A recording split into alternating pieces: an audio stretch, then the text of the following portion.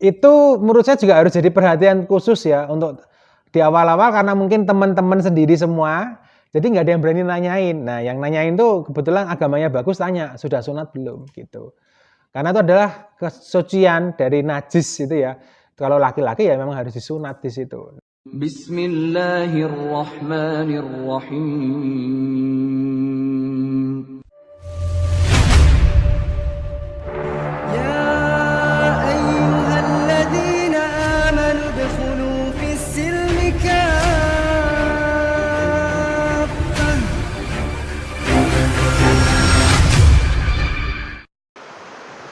Ya, assalamualaikum. Hujan-hujan syahdu bersama saya Ko Martin Cuan ya. Kita ngobrolin lagi seputar mu'alaf ya. Apa aja sih yang dilakukan ya sebagai seorang mu'alaf itu? Apa ya? Mitos atau fakta atau hoax ya mungkin ya? Atau seberapa maklum itu diizinkan?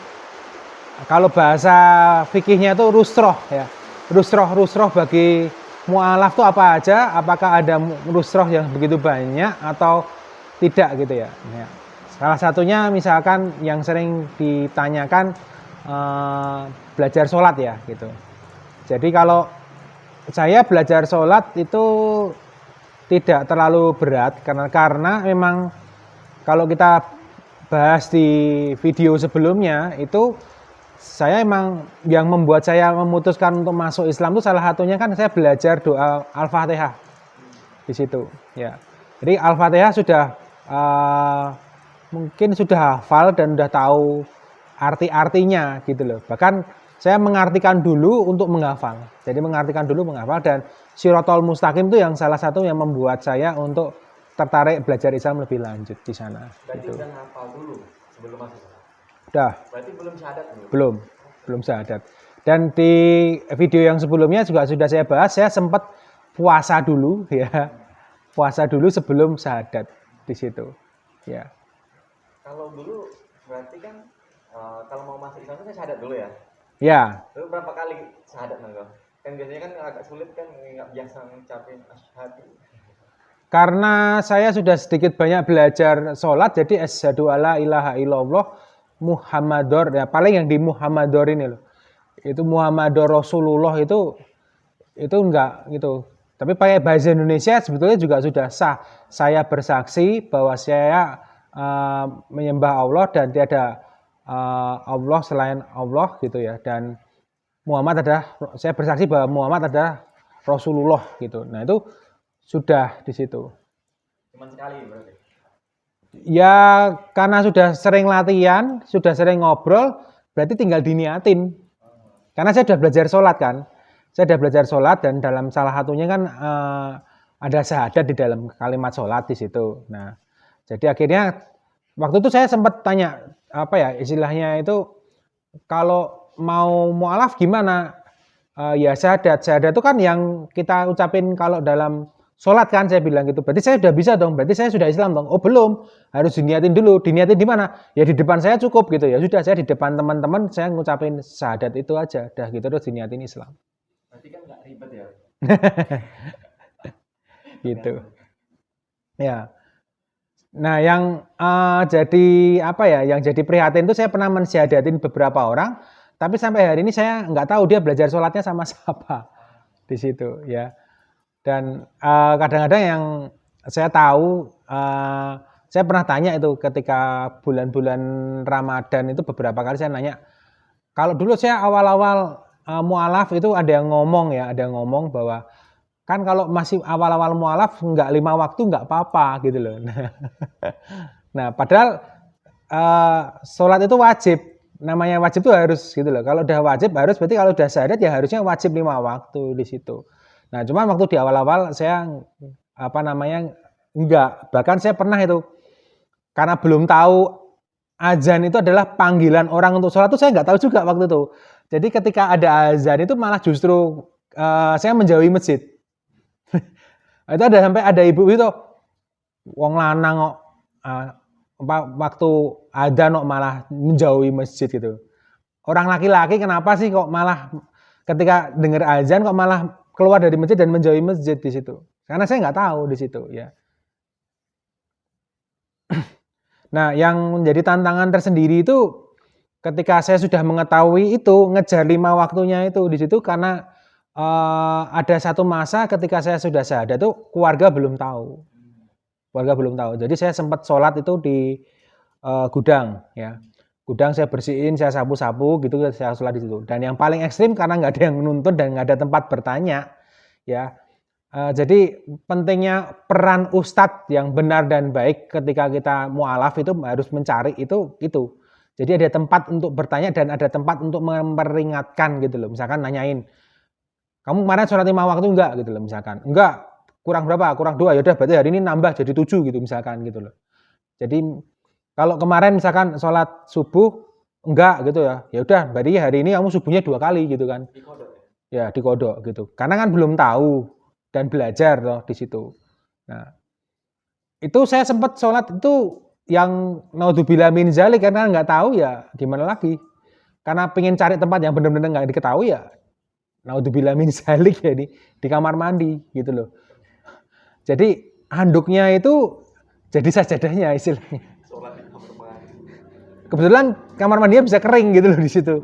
Karena kamar mandinya lumayan luas gitu. Jadi akhirnya saya di kamar mandi karena habis mandi ini sholat asar ya.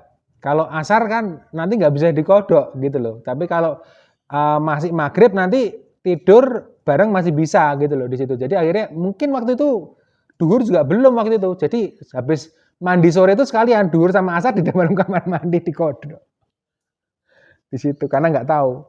Kan biasanya kan kalau orang mualaf itu kan nggak langsung hafal tadi apa kayak dengan tuntunan sholat. Iya. Itu gimana loh? Padahal wajib loh. Kan ya ini lagi sekali-sekali nggak ada yang tuntunannya, tapi setelah saya cross check itu bener. Jadi ada yang sunnah gitu ya. Contohnya sholat pendek itu sunnah, bukan wajib dalam sholat. Jadi nggak saya baca surat pendeknya langsung gitu loh. Habis Al-Fatihah itu langsung gitu. Yang wajib-wajibnya yang saya hafalin gitu loh, satu persatu di situ. Kalau berarti orang yang mualaf itu yang paling penting itu tadi dia sholatnya jadi wajib. Ya. Tapi yang wajib itu di sholat itu apa aja? Misalnya apa aja kok? Al-Fatihah wajib gitu loh di situ. Terus rukuk, sujud semuanya itu itidal semua tuh wajib gitu. Kalau Ya. belum hafal berarti dihafalin ya Al-Fatihah? Ya harus belajar Al-Fatihah emang harus belajar gitu loh. Nah, ketika saya waktu itu ketemu orang itu akhirnya sempat nanyain lagi, Ko Martin pasti kesulitan sholat 5 waktu ya? Iya. Gampang kok sebetulnya sholat tuh masbuk aja gitu loh. Apa ya masbuk gitu? Jadi ngikutin orang lain sholat, jadi nggak perlu baca doanya sendiri. Oh bisa ya cara gitu? Saya nggak tahu. Saya belum tahu. Itu loh sholat berjamaah di masjid itu, gitu loh. Itu lebih utama gitu. Tinggal ngikutin gerakan. Iya. Nah sejak itu baru saya akhirnya tidak lagi sholat di gudang, tidak lagi sholat di kamar mandi, tapi kita cari masjid yang agak jauh di situ. Terus apa lagi kok tantangan? Oh, dulu pernah sunat tuh kan? Nah, itu menurut saya juga harus jadi perhatian khusus ya untuk di awal-awal karena mungkin teman-teman sendiri semua, jadi nggak ada yang berani nanyain. Nah, yang nanyain tuh kebetulan agamanya bagus tanya, sudah sunat belum gitu. Karena itu adalah kesucian dari najis itu ya. Kalau laki-laki ya memang harus disunat di situ. Nah, sudah akhirnya ya berusaha gimana caranya agar bisa sunat ya akhirnya disunat di situ. Berarti belum sunat ya? Itu belum sunat. Di usia Berapa itu? 24 tahun. Nah. nggak takut kok? Hah? Wah ini gue dipotong lah. Enggak takut gitu. Tapi apa ya? Saya pakainya yang laser dibius dulu di situ. Dibius dulu, laser dibius dulu gitu. Sempat nggak bertanya-tanya kenapa sih harus sunat? Kan udah dijelasin di dalam itu ada najis. Di najisnya itu ketika ya itu kan kita bisa ngecek sendiri gitu loh. Ada sisa-sisa kotoran ketika buang air kecil itu ada yang masih tersisa di alat kelamin di situ. Nah, itu yang jadi najis dan itu tidak membuat jadi apa namanya bersucinya jadi sempurna di situ. Kita kalau mau bersuci itu toharohnya gitu. Syariat juga ya. Iya, di situ. Apalagi kok tantangannya yang biasanya jadi puasa sih gitu, salah satunya lagi itu saya sempat kan puasa di gelap-gelap gitu, apa nasi di dalam lemari es ya juga dimakan aja gitu loh, karena belum tahu gitu loh, sampai akhirnya ada yang, oh ribet banget cari roti aja kenapa gitu ya, akhirnya kalau puasa sahurnya roti itu lebih simpel gitu loh. Gitu. Kalau dulu kan akhirnya cari makanan-makanan yang ada, kalau udah malam kan semua diringkasin kan, nggak mungkin di meja makan ada makanan kan, nggak ada, diberesin semua gitu. Jadi dulu sempat makanan-makanan lauk-lauk dingin-dingin gitu, tapi kalau sekarang ya enggak, udah tahu oh pakai roti juga bisa di situ ya.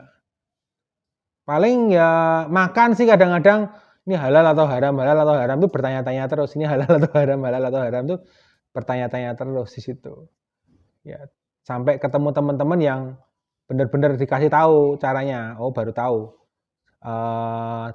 Tanya yang punya muslim atau tidak, dan yang punya itu sholat 5 waktu enggak gitu loh. Itu indikasi warung yang bagus adalah sholat 5 waktu berjamaah di masjid, punya yang punya itu. Kalau itu dilakukan insya Allah tuh halal haram pasti dikerjakan karena dia sholat 5 waktu di masjid gitu. Ada pesan-pesan kok buat teman-teman yang sedang baru masuk Islam gitu, untuk dia menghadapi tantangan-tantangan itu? Yang tantangan terbesar saya itu kayak masih terlalu fokus pada tangannya mau gini-gini atau gini-gini atau tidak gitu loh. Terus pakai Sayyidina atau tidak pakai Sayyidina. Itu kan bingung, bikin pilu gitu di situ. Kunut atau tidak kunut, itu kan bikin pilu di situ. Nah, sampai akhirnya saya ketemu sama Mas Deswan ya dari Padang, itu yang belajarnya itu dari tauhid dulu gitu loh. Bahkan kalau saran saya sih sebelum syahadat tuh harusnya belajar tauhid dulu gitu. Belajar tauhid. Nggak, belajarnya di mana? Belajarnya saya dikasih buku dari nyebut merek ya, di Universitas Islam Indonesia semester 1 gitu loh. Agama Islam dimulai dari tauhid itu di situ. Bagaimana bertauhid itu di situ. Terus akhirnya belajar lihat online. Terus sekarang bisa ngaji cerdas, belajar di mana gitu ya kok? Iya. Oke. Gitu. Nuhun kok. Siap. Ya.